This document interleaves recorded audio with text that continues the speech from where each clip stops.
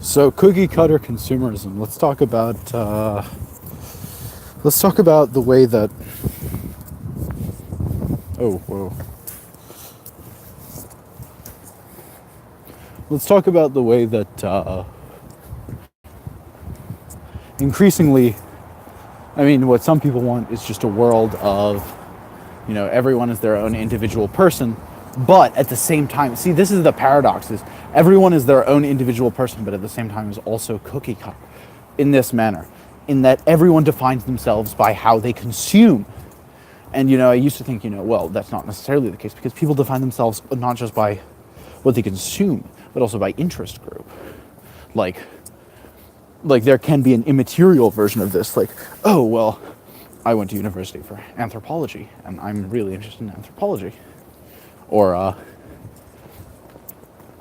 went to university and studied art history, so I'm really interested in art history. I love, kind of late Renaissance French Rococo artwork.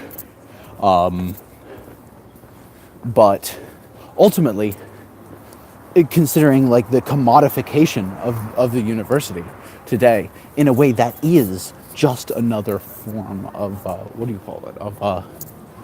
consumerism. Hold on. What's it called? Yeah. Hello, Daniel.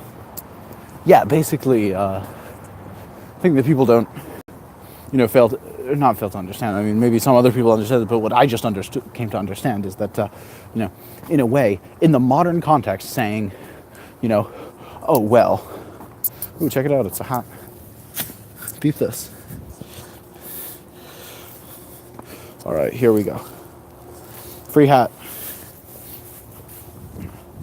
So, I mean,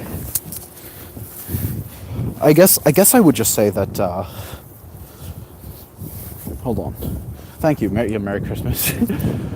I guess I would just say that, if someone says, well, in this, society where everyone identifies by,